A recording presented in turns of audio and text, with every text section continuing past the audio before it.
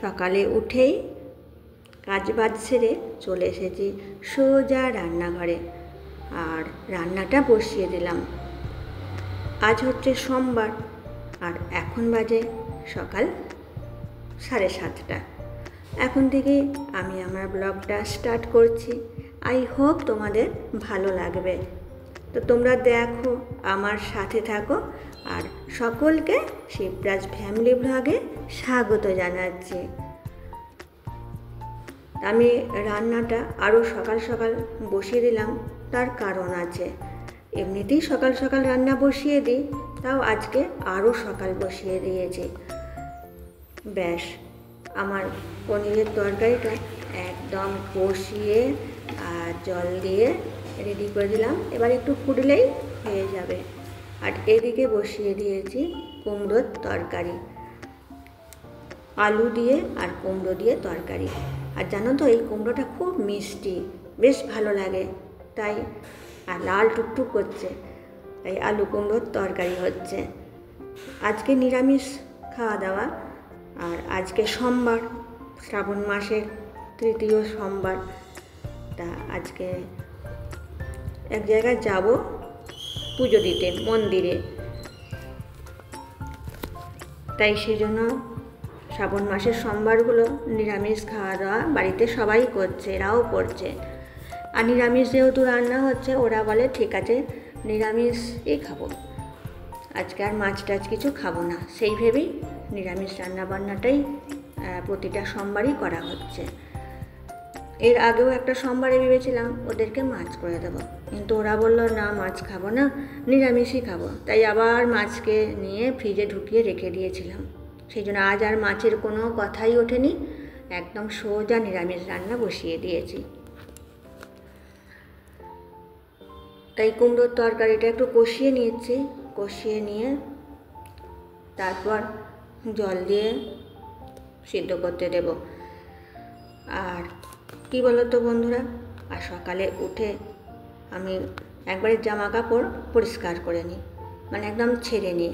তাহলে কি হয়, বেশ সুবিধা হয়, সব কাজ বেশ স্বাধীনভাবে করা যায়। আর বাসি কাপড়ে থাকতে ইচ্ছে করে না, মানে এটা প্রথম থেকেই তো অভ্যাস, সেইভাবেই আমরা সবাই অভ্যস্ত, আর আমার বন্ধুরাও তাই করে।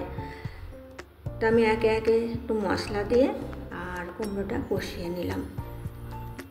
কুমড়োর তরকারিটা কিন্তু এই বর্ষার দিনে খারাপ লাগে না, ভালোই লাগে। রুটি বা পরোটা, লুচির সাথেও বেশ কুমড়োর তরকারি বেশি ভালো লাগে। আবার মুড়ি দিয়েও কিন্তু সব থেকে বেশি ভালো লাগে মুড়ি মেখে খেতে। আর আমার একটু বেশ ভালো লাগে তরকারি মেখে মুড়ি খেতে, আর ভালোবাসি আমি মুড়িটা, অনেকেই তোমরা জেনে গেছো। তা দেখো, আমার কষানো হয়ে গেল, এবার জল দিয়ে দিলাম। ব্যাস, একটা এবার ঢাকা দিয়ে দিতে হবে, তাহলেই সিদ্ধ হয়ে যাবে। ওখানে সিদ্ধ হোক, কারণ আলুগুলো খুব শক্ত, তাই একটু জলটা দিলাম। আর এইদিকে আমার ডাল হয়ে গেছে, আর পনিরের তরকারিও হয়ে গেছে, আলু উচ্ছে ভাতে দিয়ে দিয়েছি। আর চাটনি তো আছেই, ওইটা তৈরি করা আছে। ব্যাস, আর কিছু লাগবে না, ওতেই খাবার দাবার হয়ে যাবে। আর এদিকে যেহেতু আমার পরিষ্কার পরিচ্ছন্ন কাপড়, তাই পুজো দিতে যাব বললাম, সেই জন্য ফলগুলো ধুয়ে রাখছি। আম, লেবু আর পেয়ারা আছে। তা আর একটু ফল কেনার ইচ্ছা আছে, বাড়িতে এগুলো ছিল, ধুয়ে রাখছি। আর যাবার পথে আরও 2 রকমের ফল কিনে নেব, তাহলেই আমার 5 রকমের ফল হয়ে যাবে। এখানে 3 রকম আছে, আর 2 রকম নিলেই 5 রকম। আর কিছু মিষ্টি কিনে নেব, নিয়ে তারপর পুজো দিতে যাব। আর এরপর স্নান করব, স্নান করে তারপর শাড়ি টাড়ি পরে রেডি হয়ে বেরানো। তো দেখো, আমি ফলগুলো ধুয়ে রেখে দিলাম। আর এই আমগুলো না খুব মিষ্টি, মানে সত্যি এরকম আম সবসময় পাওয়া গেলে বেশ ভালো লাগে। এক এক সময় একটু টক টকও এসে যায়, মানে ভাগ্যের দোষে। এই আমটা দারুণ মিষ্টি। তা এখন আমি যে নিয়ে যাচ্ছি ঘরের মধ্যে রাখতে। নিয়ে চলে এসেছি, এই যে রেখে দিলাম একদম সাইজ করে, কারণ এক এক করে জোগাড়গুলো করে নিচ্ছি। জোগাড় করতেও তো বেশ খানিকটা সময় লাগে, আর তাই একে একে জোগাড়গুলো করে রাখছি। আর এদিকে এই যে আলপনা দেয়া আছে আমার, এটা আমি আলপনা প্রতি সপ্তাহেই দিই, আর বৃহস্পতিবার তো দিই, ওটা তো থাকেই, আর তার ওপর অন্যান্য দিনও কোনো দিন দিই। চলো বন্ধুরা, আমি এবার স্নান করে নিই। ব্যাস, স্নান করে একদম রেডি হয়ে গেছি, হয়ে এখন বেরিয়ে পড়েছি পুজো দেওয়ার জন্য মন্দিরে। তা এখন আমি এই যে যাচ্ছি, আর দেখো রাস্তাটাও বেশ পরিষ্কার আছে, আজ খুব সুন্দর আকাশটা আছে, একদম ঝলমলে, বেশ ভালো লাগছে। আর বৃষ্টি হলে ছাতা নিয়ে প্রচুর অসুবিধা। এখন চলে এসেছি এই যে মিষ্টির দোকানে, বললাম না কিছু মিষ্টি কিনবো ঠাকুরের জন্য, সেই জন্য এই যে খুব ভিড়। এই ভিড় দেখলেই আমার মাথাটা যেন কেমন করে। এবার কিছুক্ষণ অপেক্ষা করতে হবে, তারপর মিষ্টি পাবো। তো দেখো অনেক রকমেরই মিষ্টি আছে, এই যে এর থেকেই দেখছি কোন মিষ্টিটা নেব। বেশ সন্দেশ অনেক রকমের আছে, দেখি একটা সন্দেশ মিষ্টি নিয়ে নিই। তা আমি সন্দেশ মিষ্টি নিয়ে নিয়েছি। তারপর এই যে ফলের দোকানে এসে গেছি, এখানে আমি কলা আর খেজুর কিনে নিয়েছি। তারপর সোজা চলে এসেছি এই যে মন্দিরে। আজকে এসেছি শিব মন্দিরে পুজো দিতে, যেহেতু শ্রাবণ মাসের সোমবার, আজ তৃতীয় সোমবার, তা ভাবলাম যাই একটু পুজো দিয়ে আসি। সবসময় তো মন্দিরে আসা হয় না, আমার বাড়িতে যে ঠাকুর আছে বা শিবের একটা, তোমরা দেখেছো যে এরকম একটা শিব আছে ছোট, আমি সেখানেই পুজো করে নিই।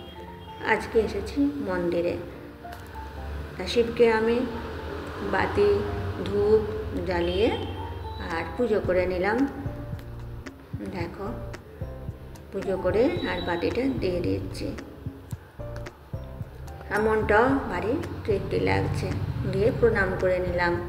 আর এখানে না বন্ধুরা পরপর দুটো তিনটে শিব আছে, তাই ওনাকে ধূপ বাতি দেখিয়ে আমি আবারও চলে এসেছি এই শিবলিঙ্গর কাছে।